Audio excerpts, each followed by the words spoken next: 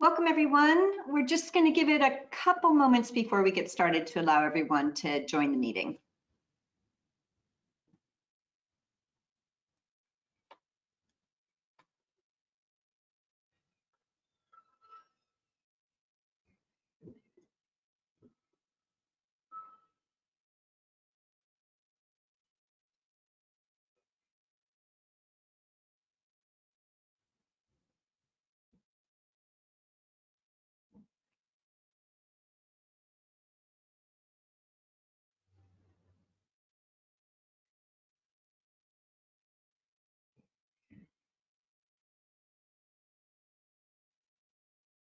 Great, I think we'll get started. So good day, everyone.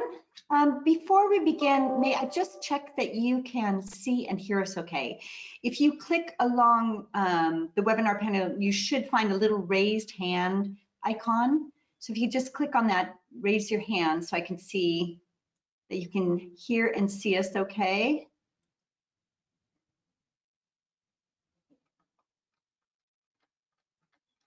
Great, all right. Looks like you can. Wonderful. Great, so you can put those hands back down again. And with that, please let me welcome you to our session on plagiarism and text recycling.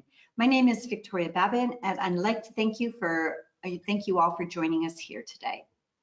Alongside me here today is our speaker, Didi Peng. Didi is a Research Integrity Manager within the Publishing Ethics and Integrity Department here at Taylor & Francis. And as a team, they are responsible for providing specialist advice and support on ethical, research integrity, and policy matters with the aim of minimizing risk and ensuring compliance to the highest publication ethics standards across the Taylor & Francis journals. So today's session will explore how we define plagiarism for Taylor & Francis journals, including what are the most common types. It will provide clarity on where it is not plagiarism and where the gray areas are, for example, text recycling, and how we can detect plagiarism and what happens when plagiarism is found, and offer practical tips on how to avoid plagiarism and the importance of correct citation practices. Now, before I hand over, a little housekeeping. If you have any problems during the talk or need help with accessibility, please raise your hand as you just did for me, and I'll message you directly. Otherwise, please put all of your questions in the question box on your right, and I will put them to Didi at the end of the event. If your question is not answered, it is a very specific scenario, or if you would be more comfortable doing so, please email your questions to me. I'll put my email in the chat so you can contact me after this. And please, can I remind you all at this point that this talk is being recorded and the video will be made available after the event. The slides can be found supplied in the handout section of the platform interface. Please click on the link to open the PDF in your browser and download it from there. And I think that's enough for me now. So with that, I will hand over to Didi and join you all at the end for questions. Over to you, Didi. Thanks, Victoria. Hopefully everyone can hear me. Hi, everyone, and welcome. As Victoria said, I'm Didi Peng, and I'm a Research Integrity Manager here at Taylor & Francis in the Publishing Ethics and Integrity team. And I'm delighted to be joining you today to talk about plagiarism and text recycling in this ethics focus webinar. Before we go into it, I do have a confession. Unfortunately, I'm struggling today with a bit of a cough, so please do excuse me if I have to take a break just to have a drink and catch my breath, but hopefully we'll get through it all smoothly. Okay. So hopefully you can see the outline for today's session now on your screen. As Victoria said, first of all, we'll be starting by defining what is plagiarism and why it should be avoided. We will then look at some of the common types of plagiarism, some of which are more obvious and easier to recognize than others. For example, there's text recycling, also known as self-plagiarism, and that's generally considered one of the more ethically grey areas. So we'll be delving into that a bit more. And this one then lead us into looking at examples of when it's not plagiarism. And We'll then turn to look at how we detect plagiarism here at Taylor & Francis, and then I'll finally give you some practical tips on how to avoid plagiarism, and we'll have some time at the end for questions and further resources. So I'm now just going to turn off my video so we can just concentrate on the rest of the slides.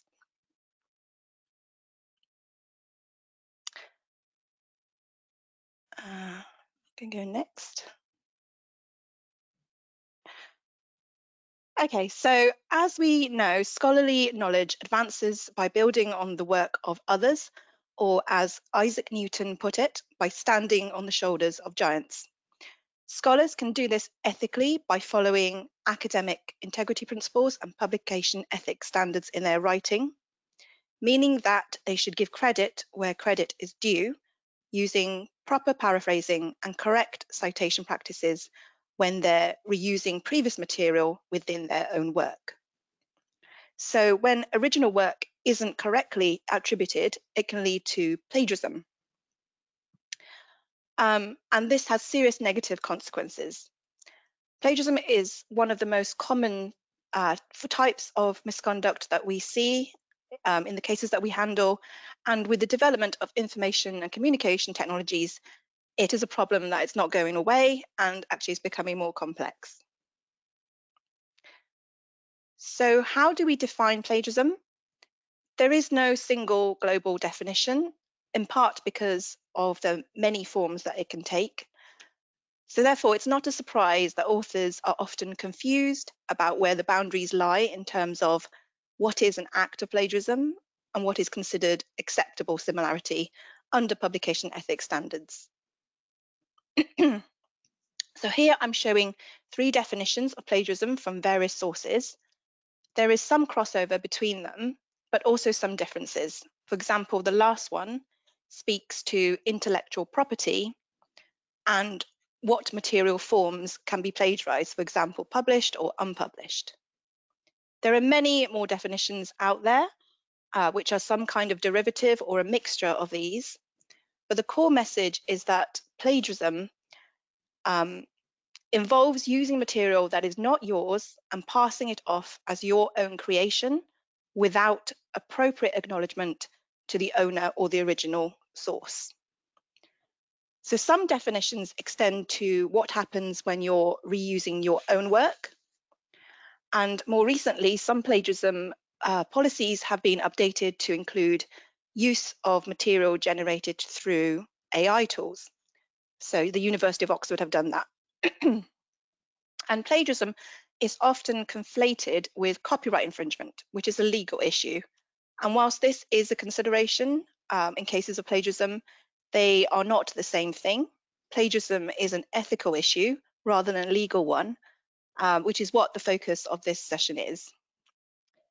So to be clear about our definition for plagiarism for Taylor & Francis journals, we have stated within our editorial policies that we use the Committee on Publication Ethics, also known as COPE. We use their definition, which you can see here on this slide. So whilst most people focus on words when they think of plagiarism, I'd like to highlight for Taylor & Francis journals, this definition applies to any original creation. So that could be ideas, processes, figures, creative works sourced from unpublished or published books, manuscripts, websites, grey literature, computer programs, and so on. The use of any such material, directly or indirectly, should be properly acknowledged in all instances. So there are many reasons for why, as an author, you should avoid plagiarism. Firstly, as the Singapore Statement on Research Integrity states, plagiarism is a form of research misconduct, which undermines trustworthiness of research. It's also a dishonest act, which violates one of the key principles of research integrity as laid out by the European Code of Conduct. As a researcher, your credibility as a knowledge expert in your subject is built on your ideas and contributions to the scholarly record.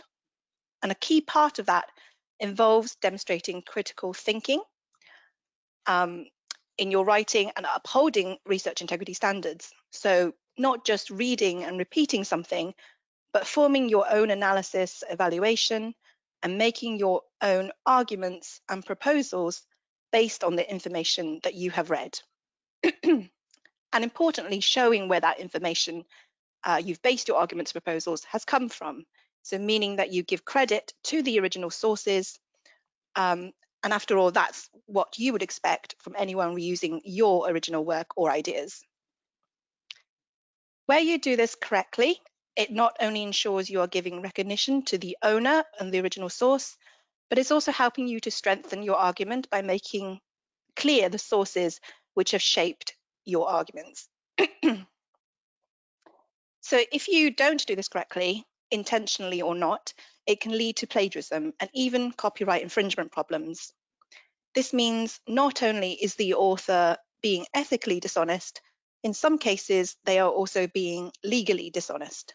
For example, when an author has signed a publishing agreement providing warranties that the work that they are publishing in the journal is original to them and that they have a legal right to transfer the copyright to the publisher, when in fact this is not true. Plus, your judgment and reputation as a trustworthy researcher comes into question, and it doesn't stop there. It impacts the research discipline as a whole, since plagiarism contributes to the distortion of available evidence in the academic literature. So what are the consequences for plagiarism? Depending on the severity of plagiarism misconduct and the standards set by the journals or institutions or funding bodies, the consequences can vary. Possible actions are included on this slide, and it can include written letters of concern or reprimand. It often leads to the rejection of a submission or retraction if the article is already published. And there may also be some form of disciplinary action by the researcher's institution or their funding body. In some cases, it can lead to legal battles, and in rare cases, it can be extreme actions such as being banned from publishing or the loss of your position at your institution or loss of funding. So as you can see, the consequences are heavy for plagiarism. And if you've been following scholarly news, you would have seen very real life examples of this, where prominent figures in the US and Norway institutions have been involved in various plagiarism scandals. So some real examples there of why you should avoid plagiarism. The good news is that plagiarism can be avoided, and it starts with an understanding of some of the forms that it can take. So here I'm showing you some of the more common forms. Firstly, there is complete or global plagiarism, which is when a researcher copies an author's entire work and submits it as their own. This is blatant, intentional, and misleads the reader to believe that it's the author's own work and ideas. And as such, it's the most severe form and can lead to many ethical issues, ranging from dishonesty to copyright infringement. Next, we have direct or verbatim plagiarism, which is direct copying of text with or without paraphrasing from a single source without appropriate acknowledgement. So that's not using citations or quotation marks.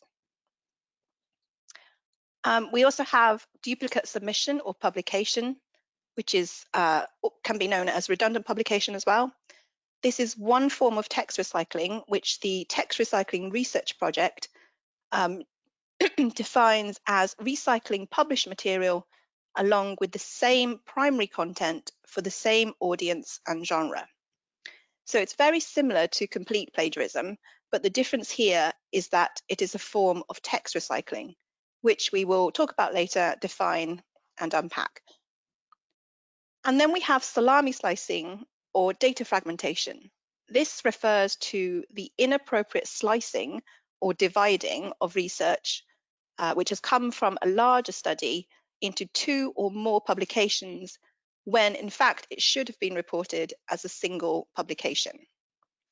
This misleads readers to believe that the data presented in two different papers represent different samples. And what is meant by inappropriate slicing often requires a judgment call by an editor or a subject matter expert. Another common type of plagiarism, which is trickier to detect through the use of text similarity tools, is what we call paraphrase or thesaurus plagiarism. This is where an author takes another person's text without appropriate acknowledgement, changing some of the words, like they've used a thesaurus, to make it appear as if it's their own original work. To illustrate this, I'm showing here an example from the University of Oxford's plagiarism guidelines. And you can see the source text is shown on the left and the plagiarized text is shown on the right. Sorry, excuse me. The highlighting, just to clarify, is my own, just to illustrate the overlap between the two different versions. So you can see in the right version, plagiarized text, there is no reference to the original author, and the phrases are copied verbatim or word for word from the source, with just a few words changed. Here is another example of plagiarized text from the same source passage. At first, the text on the right may look acceptable, but when you look more closely, you can see that this is still paraphrase plagiarism, despite there being a reference this time to the source text. It's clear that the author has copied the exact same structure of the original passage and used synonyms for almost every word. So in this case, the author has paraphrased too closely. And whilst they have included reference to the original author, this does not make it clear how extensive the borrowing has been. So this doesn't demonstrate the critical thinking skills that I mentioned earlier. So how should it be done? There are two non-plagiarized examples here on the right. The first example, this paraphrases the source text appropriately, as the wording and structure demonstrate the researcher's interpretation of the passage, and it does not follow the original too closely. The source of the ideas under discussion have also been properly attributed in both the textual and footnote references. And in the second example, you can see it is a brief summary of the argument in the author's own words with appropriate attribution again.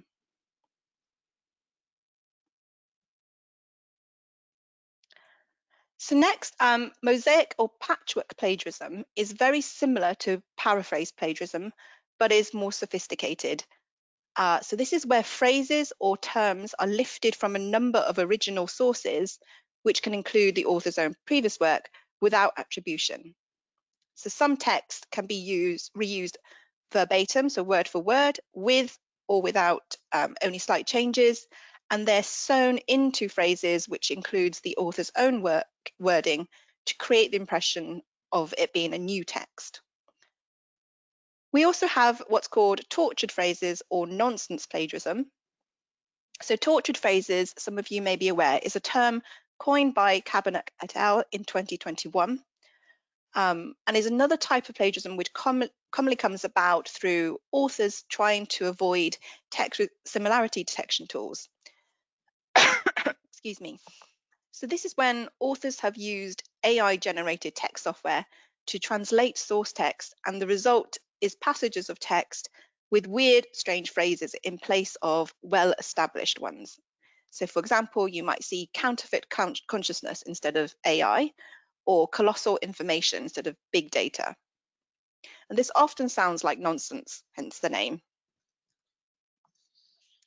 And finally, there is the plagiarism of ideas. So the US Office of Research Integrity's definition is provided in our plagiarism policy, and it's shown here. This is where an author uses their own words, but the ideas belong to someone else. So often there is no attribution to the source, or it is insufficient for the level of reuse. And this can be one of the most tricky types of plagiarism for us to detect and validate as a journal and as a publisher. So to be clear, all of these forms are considered misconduct and a breach of our plagiarism policy. So next, can you plagiarize your own previous work? Well, in a word, yes. Text recycling, also sometimes referred to as self-plagiarism, is where the similarity is with the author's own previously published work, and it becomes problematic when it's excessive reuse and repeating of words, and this raises the question then of what actually is new in their current work. And text recycling becomes problematic when the author is trying to claim credit for something that they have already received credit for. So editors often view this as the author trying to artificially inflate their scholarly output, for example, through duplicate or redundant publication. The main problem with this is that it distorts the scholarly record, like plagiarism, and it gives the false impression that more work has been completed by that author than has actually been done. This is considered wholly unethical, and we would investigate all text recycling claims as we would for all plagiarism concerns. And again, when it is at a significant level, it can lead to either rejection of a manuscript in review or a retraction of a published article. So, as I said earlier, this is a more grey area though, as there are some instances where text recycling is used for legitimate reasons, which are considered acceptable providing it is used in a transparent way whilst maintaining a high ethical standard. So in some cases, this does require a judgment call from an editor. And this is where the text recycling research project can help. Some of you may already be aware of this working group. They have developed a set of guidelines and resources for researchers and editors to better understand text recycling and to promote ethical and appropriate practice. Their guidelines for researchers is an excellent resource describing the 4 main types of text recycling and helps us to distinguish between what's acceptable and what's not. Here at Taylor & Francis, we're currently updating our editorial policy on plagiarism, aiming to bring it in line with these text recycling guidelines. So please watch this space. Meanwhile, we do encourage you to use the freely available resources available on the text recycling website. Under the TRRP guidelines, text recycling is defined as the reuse of textual material when the source and the destination documents share at least one author and the recycled text does not appear as a direct quote. There are 4 types of text recycling in the guidelines, and you can see these listed and defined here on this slide. The first one is developmental recycling, and this is the reuse of material from unpublished documents. This is common in research and generally considered acceptable. Next, we have generative recycling, and this is the reuse of portions of a previously published document in new work that makes an original intellectual contribution which is clearly distinct from that of the source.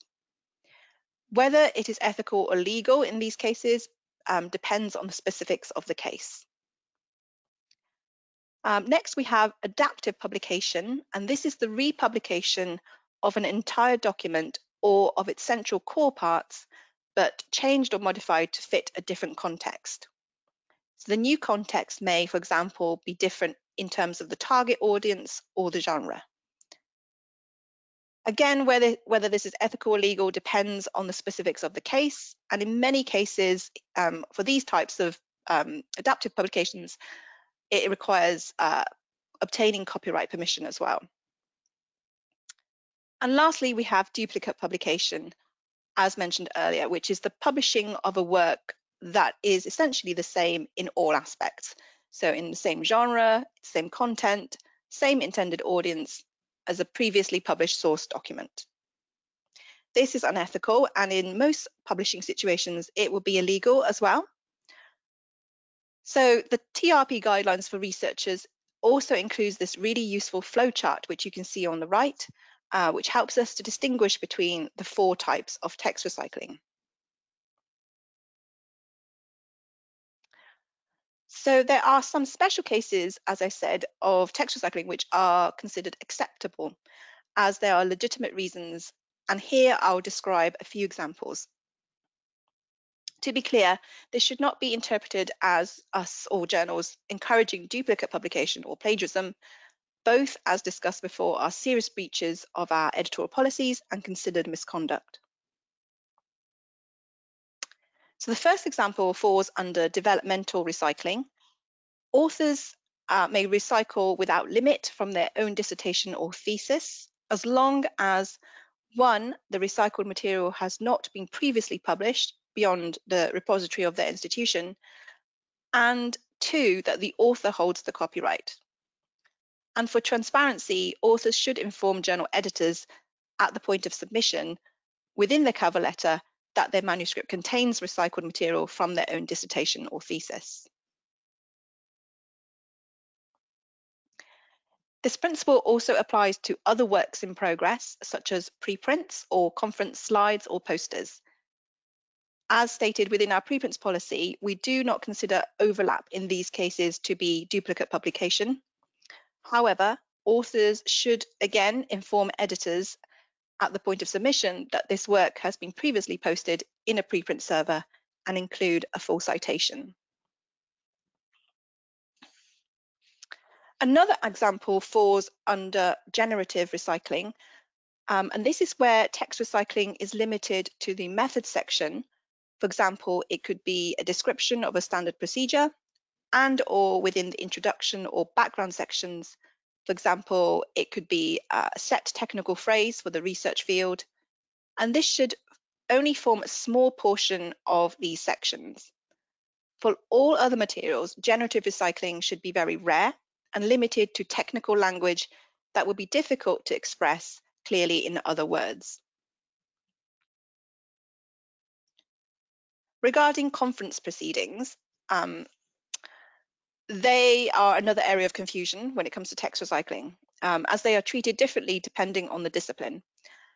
So some of our journals, for example, in our Dove Medical Press portfolio, we allow authors to include published conference abstracts in their articles where it's considered adaptive recycling, meaning that it's repurposing of a previous publication within the same core content, but for a new readership or context. In such cases, we recommend that authors should properly cite the original publication. Where appropriate, they should also obtain copyright permission from the rights holder, and the journal article should contain new material compared to the published abstract.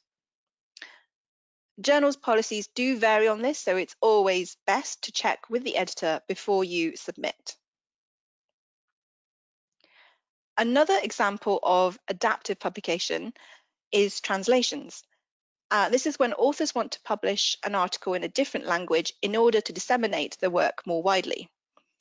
For translations, authors must first seek permission from the publisher and copyright holder of the original article first, and they must inform the editor of the receiving journal about the history of the original article. Also, it needs to be made clear on the article itself that it is a translation, and the original version must be fully cited. So in summary, when it comes to text recycling, transparency is key. Authors should disclose text recycling during the submission process, for example, in their cover letter, and they should describe where that material occurs within the new manuscript and whether the recycling includes the source's core content. And they should provide citations to those sources as well. Copyright permission should also be cleared where possible for any reuse of images or data or tables or models. And editors will then work with authors to make sure that readers are aware of the recycling as appropriate per the journal policy. So let's now turn to look at some tips on avoiding plagiarism. Firstly, it should go without saying that if you do not copy and write in your own words, then plagiarism is not an issue. We also recommend that you should always acknowledge the contributions of others in your work. So when in doubt, for example, on whether something is common knowledge or when you're paraphrasing, take the safe option and make sure that you cite.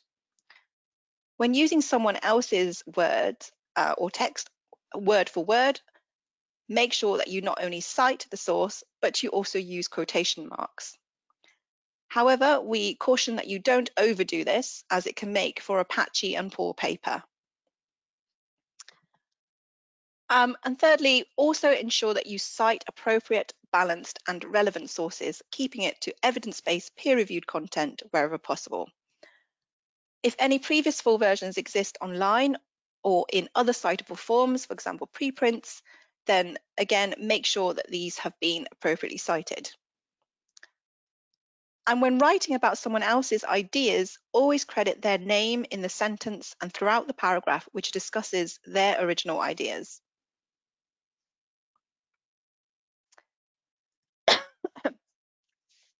And when it comes to text recycling, we encourage you to disclose any text recycling, and that means describing what is it that you're actually reusing and where it appears in the new paper to the editor at the point of submission. And again, cite all original sources. To avoid duplicate submission or publication, you should submit your manuscript to only one journal at a time. If you'd like to submit your article to another journal, you must first receive confirmation from the first journal that you submitted to that manuscript has actually been withdrawn. And to avoid salami slicing, a second manuscript based on already published work should properly reference the previously published article, clearly declaring that it is part of an already published study, and emphasize all new knowledge added. We also recommend avoiding the use of automated translation software or third-party author service agents using these kinds of tools. Editors would much prefer to receive manuscripts with poor English language than manuscripts containing nonsense or tortured phrases. It can be helpful also to check your manuscript for unintended text reuse via a plagiarism checker, for example, Authenticate or Turnitin, before you submit your paper. And also to ensure that you have obtained permission from any copyright or license holders for any images, models, etc., from third parties that you've reused, and acknowledge this in the paper. This is important, as if you don't have permission, it could be potential copyright breach and have legal implications, which in some rare circumstances could lead us to having to fully remove that article if it's already been published. And lastly, do ask for support and guidance from your institution and/or the journal editor. It's much better and easier to do this right from the start, rather than risking getting into trouble for plagiarism and suffering the consequences that we mentioned earlier. So how do we detect plagiarism? At Taylor & Francis, we use the cross-reference similarity check tool powered by Authenticate to screen for text similarity. This check can happen at any point from submission to acceptance and right through to post-publication. Where overlap is flagged, the results of the similarity report are evaluated by the journal editor or internal teams within Taylor & Francis to determine whether it constitutes plagiarism or whether there is a legitimate reason for that overlap. In any cases of alleged plagiarism or text recycling, we would always investigate claims by screening through the cross-ref similarity check tool and by following COPE guidance. So this includes giving authors the right of response to explain the concerning overlap, and where needed, we may also ask for input from editorial board members and/or the author's institution. This is especially true for the investigation of plagiarism of idea cases, where we often do need input from third parties, such as the author's institution.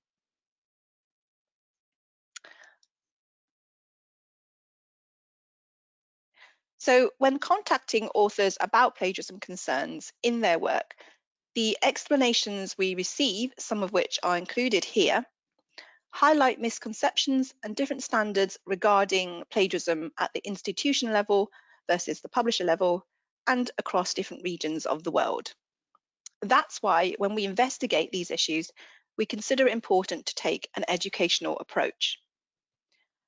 So when it comes to determining whether a particular instance of similarity and/or text recycling is acceptable, we consider several factors and do not just rely on a set percentage threshold. So we don't just say anything below X% is acceptable. So this evaluation includes looking at the extent of similarity, the originality of the copied material. So for example, is it a widely used phrase or idea, or purely an original one, for example, a line from a poem or a song. We also look at the position and the context, so where the overlapping material appears within the manuscript, and the article type. And also we consider whether authors have been transparent about the overlap and/or text recycling through proper referencing and attribution and disclosure at the point of submission.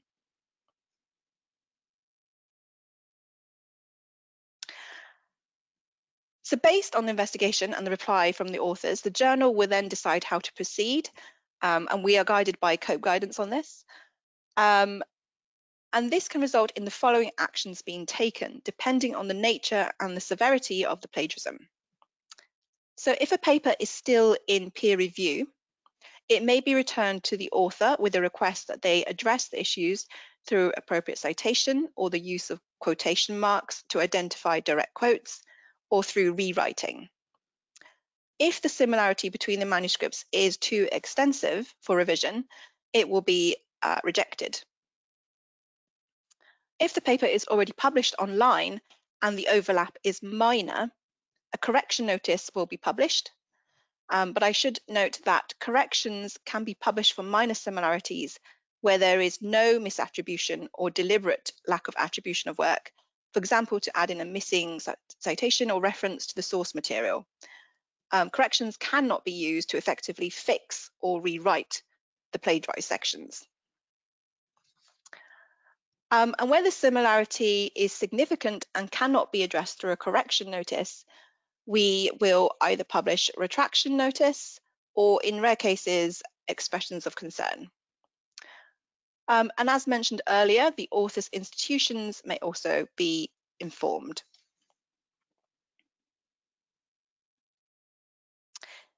So in summary, plagiarism is an act of misconduct and can present in many different forms. It leads to negative consequences for all and impacts the credibility and accuracy of the academic literature. Even though some researchers believe that they can get away with it, it's one of the most straightforward types of misconduct to be able to detect. So as a credible scholar and researcher, you owe it to yourself to make sure that you, A, demonstrate critical thinking in your work. So that's using your own reasoning and judgment based on the facts and evidence of the past.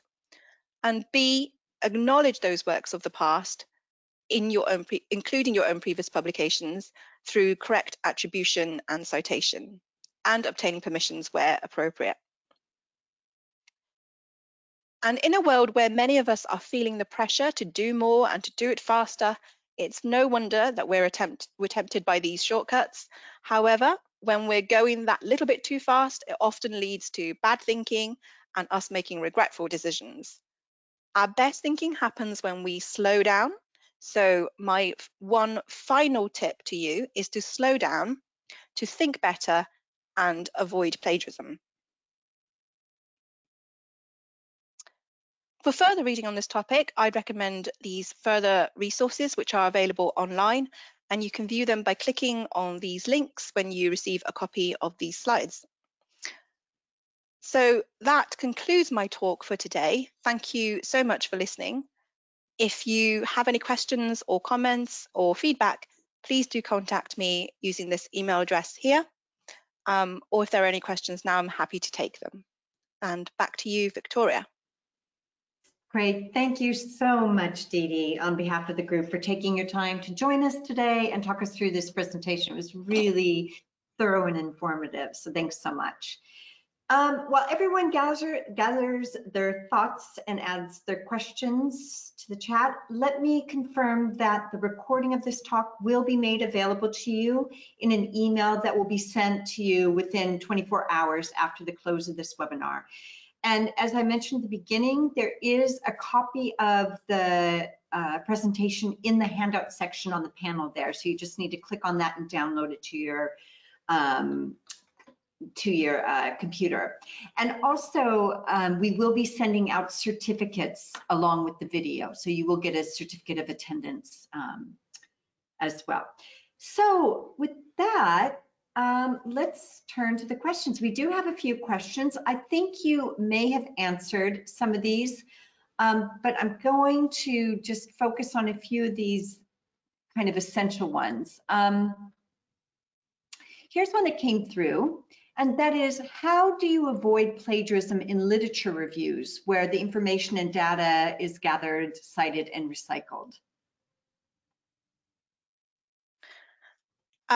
Yes, thank you for that question. It's a really good one. So like I said, when we're assessing similarity or overlap, we don't just go on a set percentage threshold that's highlighted in the similarity report.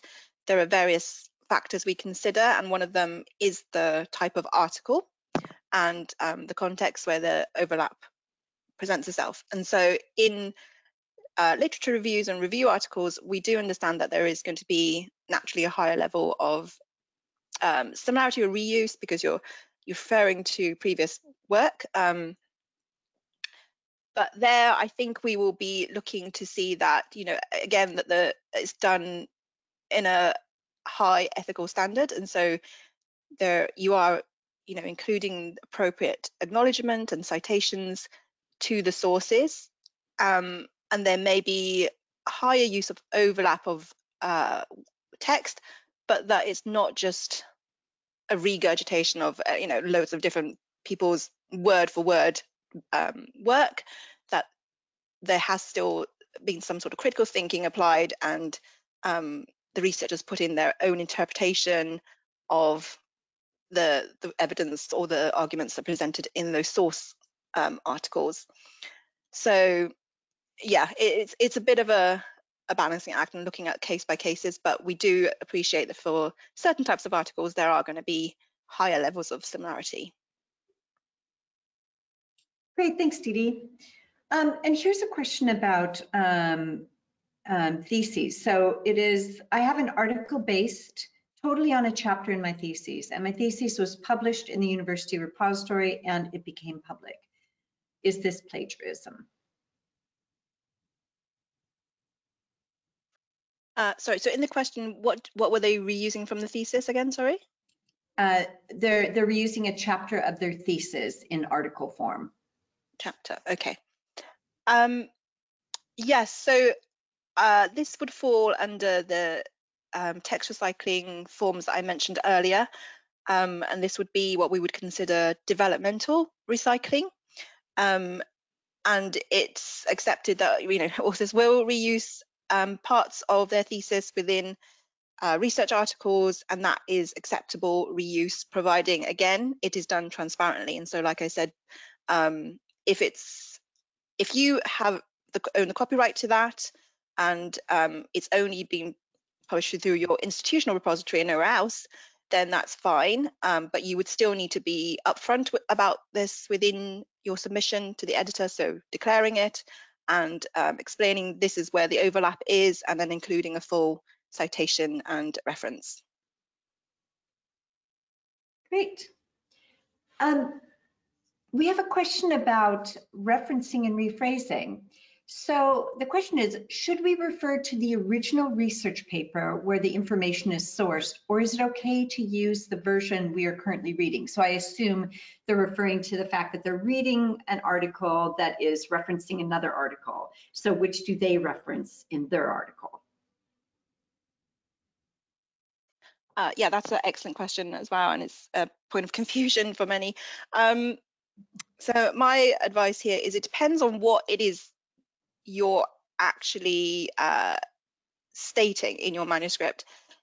If you are if the similarity is with the current version that you're reading, and it's making the same kind of arguments as that version, then I would cite the current version that you're reading. But if it's more, the point you're arguing is more akin to the original article that current version is referencing, then it would make more sense and appropriate to cite the original source. I hope that's clear. I'm not sure I can explain that properly, but yeah, it all depends on, again, what it is, what's the actual wording that you're using, and what is the point you're trying to make. Great, thanks. We have a question on the rate of plagiarism tolerated for a scientific article. So I think that's coming back to the point you're making at the end. And we have a couple questions around this. What percentage of plagiarism is okay? Yeah, it's a question we get asked a lot.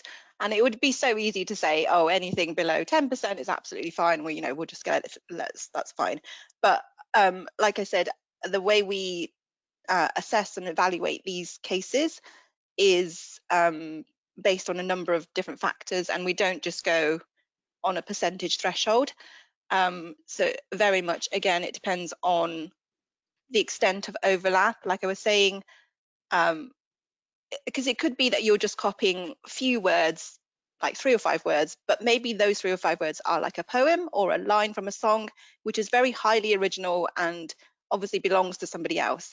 And so you would be required in those cases to give full citation and acknowledgement of that source, but also, you'd have to get permission to be able to use that because it's probably under copyright. So again, it's very depends on the context, and we always say we don't just use a certain percentage to say that this is fine.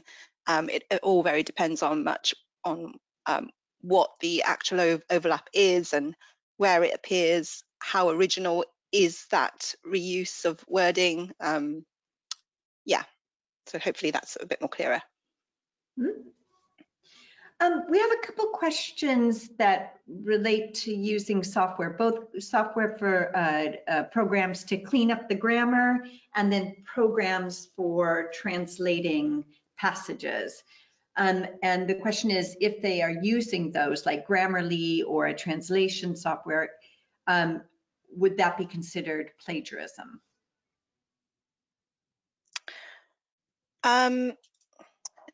No, so I think if you're using software that is to improve the grammar of the text or translating the text, again, as long as that is fully disclosed at the point of submission to the editor and explained, we wouldn't treat that as a form of plagiarism.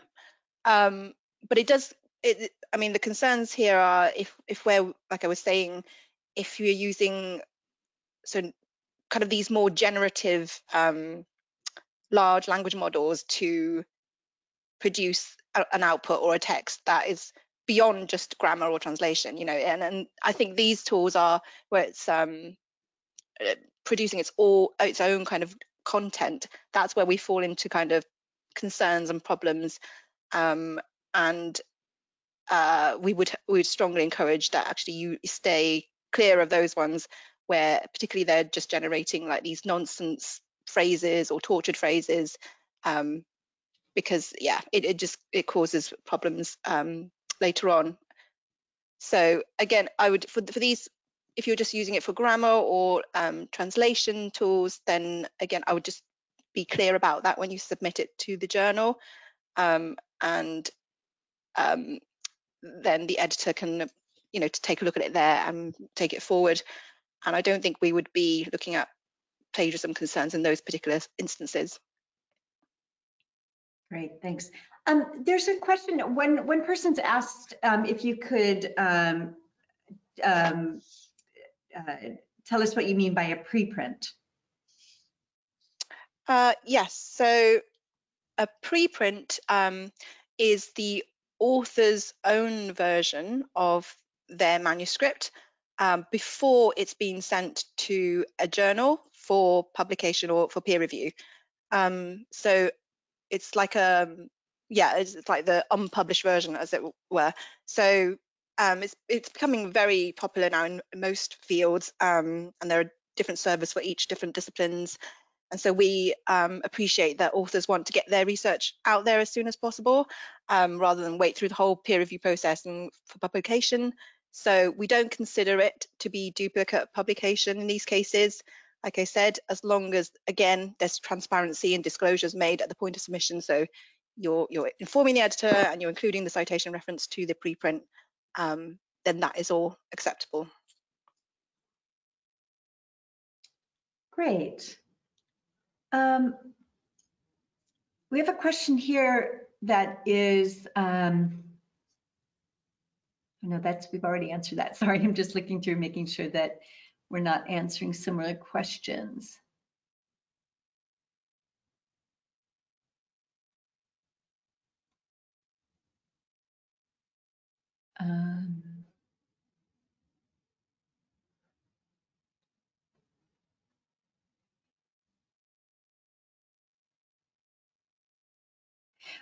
Here's a question about, can you elaborate on why the references, the last section in a paper, were flagged as plagiarism when I ran it through Authenticate?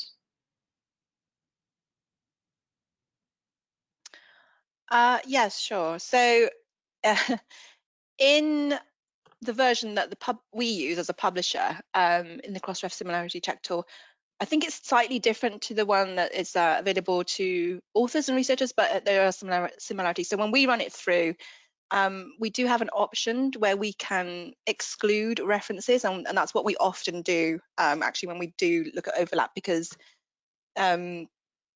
it's highly likely that there will be similarities between two articles and references, and that where there's overlap just in the references section, we wouldn't actually consider that to be a problem as such. So it may just be something that you need to, like a setting that you need to change within Authenticate when you upload it for screening. Great.